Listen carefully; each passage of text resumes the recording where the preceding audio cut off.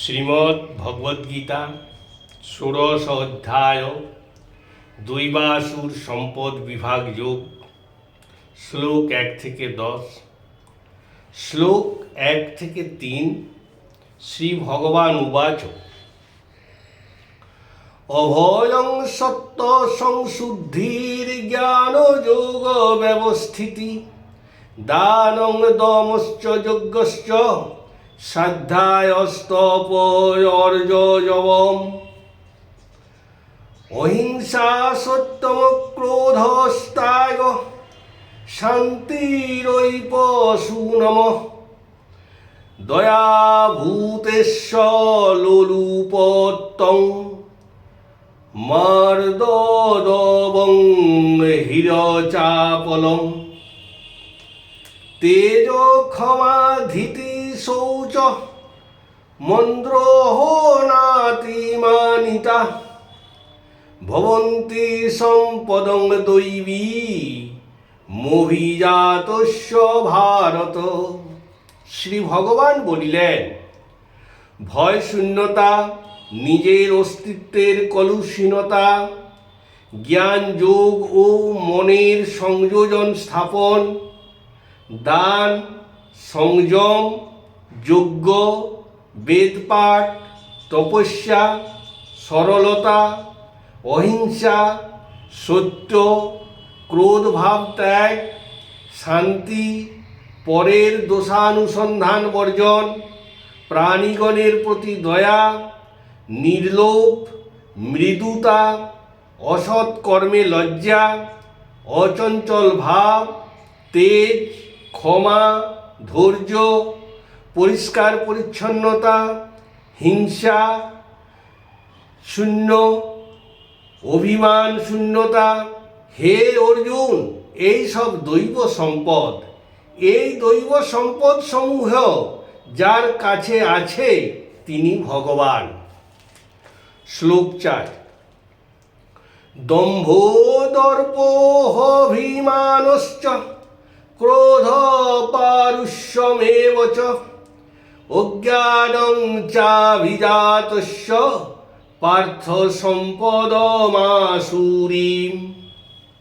হে পার্থ, দম্ভ, দর্প, অভিমান, ক্রোধ, নিষ্ঠুরতা ও অবিবেকিতা এই সকল অসৎ গুণ সম্পদ বা আসুরিক গুণ সম্পদ যাহার মধ্যে বর্তমান তিনি অসুর ব্যক্তি নামে কথিত হন।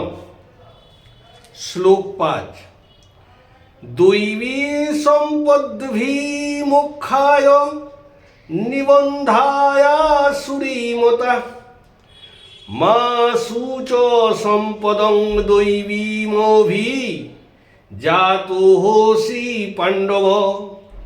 দৈবী গুণ সম্পদ বন্ধন, মুক্তির এবং আসুরিক গুণ সম্পদ বন্ধনের কারণ বলিয়া কথিত হয়। হে পাণ্ডুপুত্র, শোক করিও না, তুমি দৈবী গুণ সম্পদকে আশ্রয় করিয়া জন্মিয়াছ। শ্লোক 6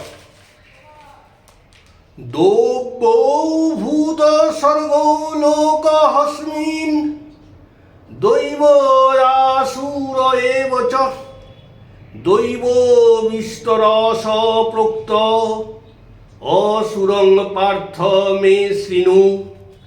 হে অর্জুন, এই সংসারে দেব প্রকৃতি ও অসুর প্রকৃতি এই দুই প্রকার প্রাণীর সৃষ্টি দেখা যায়।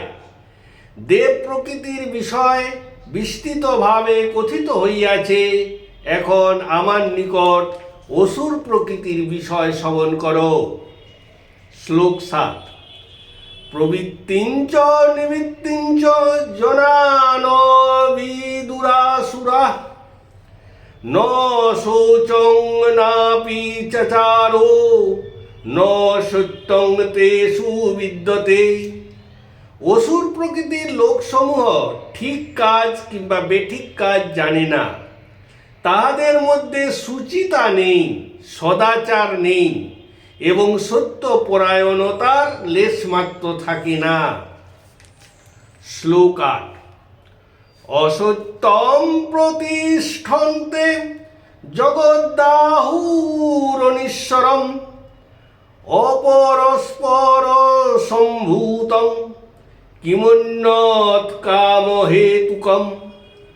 অসুর প্রকৃতির লোকসমূহ জগৎকে অসত্য, ভিত্তিহীন, ঈশ্বরহীন, পরস্পর সংসর্গজাত, কেবল কামই জগৎ সৃষ্টির হেতু, অন্যথা কিছু নহে, এরূপ মনে করিয়া থাকেন তথা বলিয়া থাকেন।